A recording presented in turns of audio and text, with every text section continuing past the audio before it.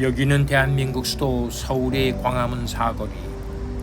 오전 7시 대도시의 또 하루가 시작된다.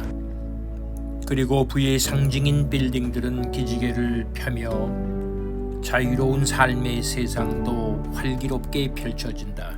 이것이 진정 자유민주주의의 삶인 것이다. 그러나 이러한 바쁜 일상을 살아감으로 우리는 아주 중요한 것을 잊고 살아간다. 그것은 바로 북한 핵무기 위협의 심각성이요, 또 북한 동포에 대한 인권 탄압인 것이다. 시청자 여러분 안녕하십니까? 북한 인권 리얼리티의 로렌스 리입니다. 북한 인권 리얼리티는 북한 인권에 관한 문제를 집중적으로 다루는 스페셜 프로그램입니다. 아무쪼록 여러분께서 이 프로그램을 사랑해 주시고 지지해 주시기를 간절히 바랍니다. 인간의 삶 속에서 과거의 역사를 돌이켜보면 많은 어려움이 있었지만 근대 사회도 우리가 잘 아는 독재자들의 등장이 있었습니다. 독재자들이 등장을 하게 되면 많은 국민들이 고통과 희생이 따랐습니다. 비참한 희생이라는 것이죠. 인간의 생명을 중요시하지 않는 것은 죄악이라는 것입니다. 근대사회에서 소련 연방을 보면 조셉 스탈린이라는 사람이 있었고, 또 독일의 아돌프 히틀러라는 사람이 있었습니다.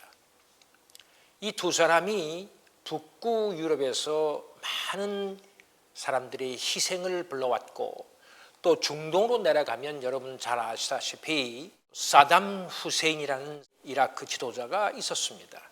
그 옆에 나라 리비아를 가면 무아말 가다피라는 사람이 있었습니다. 여러분, 우리가 근대사에서 이들을 너무나 생생히 기억하고 있습니다. 아프리카에 가면 독재자들이 너무나 많아서 그 수를 다 세아릴 수가 없습니다. 물론 남아메리카도 있었고 아시아도 있었습니다. 이렇게 전 지구상에는 독재자들의 등장으로 국민들이 어려움을 겪었고 희생이 있었습니다. 참으로 독재자들은 우리를 괴롭게 하는데, 이 독재자들의 공통적인 모습을 보면은 다 한결같이 인간의 존엄성을 무시했다는 겁니다.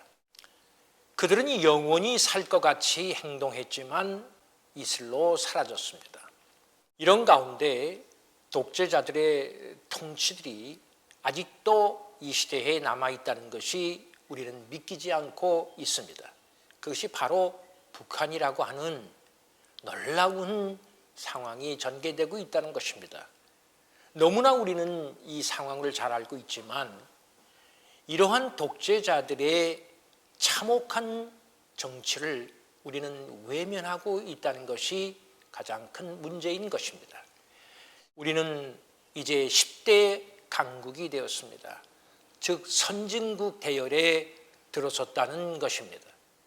선진국에 들어선 국민은 생각이 달라야 하고 행동이 달라야 합니다.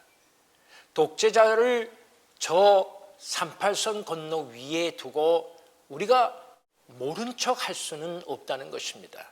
그것은 선진국의 국민으로서 할 일이 아니기 때문입니다. 우리는 남북한의 문제가 너무나 첨예하게 있고 70여 년 이상 남북이 갈라서 있다는 사실만으로도 부끄러운 일이기 때문입니다. 우리는 그래서 북한 인권이라고 하는 것을 통해서 남북한의 문제를 해결해 나가야 하는 것이라고 보기 때문입니다. 북한은 스스로 말하기를 그들은 천국이라고 자칭하고 있습니다. 천국이란 모든 사람들이 자유롭고 풍요롭게 사는 것을 뜻하는 것입니다. 그러나 북한에는 먹을 것이 없고 말하는 표현의 자유가 없고 이동의 자유가 없으며 주거의 자유도 없다라는 사실입니다. 이러한 극심한 사회가 어떻게 천국이겠습니까? 분명히 그들은 북한 주민을 혼돈에 빠뜨렸고 기만한 것이 분명하다라고 저희들은 믿고 있습니다. 더욱이 이제 북한 정권은 핵무기를 소유하고 여러 나라를 위협하고 있습니다. 국제적으로 핵무기를 인정하든 인정하지 않든 실제적으로는 그들은 핵무기를 보유한 것입니다. 이제 핵무기를 보유하고 있다는 것은 우리가 전쟁할 수 없다는 겁니다.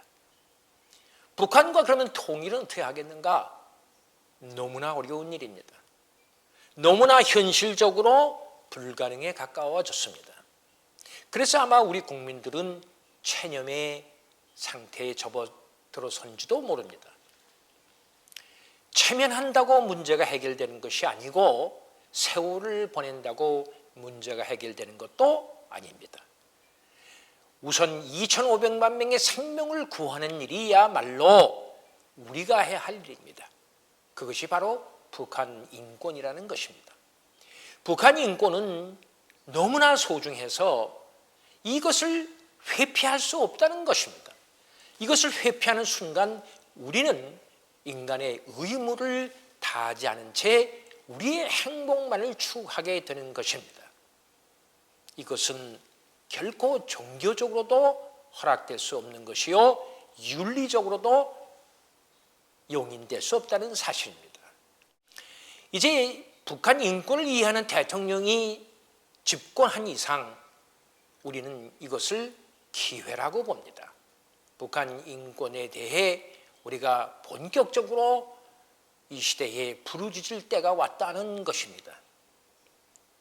여러분, 그래서 일부 지식인들이 모여서 이러한 기회를 선용하자는 의미에서 북한인권 국민운동본부라고 하는 것을 창설하게 된 것입니다. 북한인권은 일부의 북한 학자들 혹은 일부의 정부의 정책에 의해서만 이루어질 수는 없습니다. 이제 이것은 전 국민이 일어서면 해결되기 때문에 저는 북한인권 국민운동본부라고 하는 명칭조차 너무나 훌륭하다라고 봅니다. 대한민국 국민 5천만 명이 이러한 북한 인권에 대한 위대성을 이해하고 이러한 북한 인권을 국민운동화로 승화시키면 바로 아돌프 히틀러 때의 유대인들이 발벗고 나섰던 저항운동에 걸맞는 운동, 즉 우리 국민운동이 일어서기만 하면 북한에 있는 2,500만 명 생명을 구하는 일은, 그들에게 자유를 주는 일은 결코 어려운 일은 아니라고 봅니다. 선진국인 미국 또 유엔을 비롯한 여러 우방국들도 자유 대한민국이 북한의 2,500만 명을 위해서 국민운동을 일으키게 되면 그들은 쌍수를 들고 환영하고 저희를 지원하겠다고 하는 것을 저희는 잘 알고 있습니다. 이러한 운동을 하기 위해서는 정부나 국민들이 다 합쳐서 함께 해야 되는데 우리가 이런 힘을 합치게 되면은 꼭 필요한 것이 하나 있습니다. 바로 용기입니다.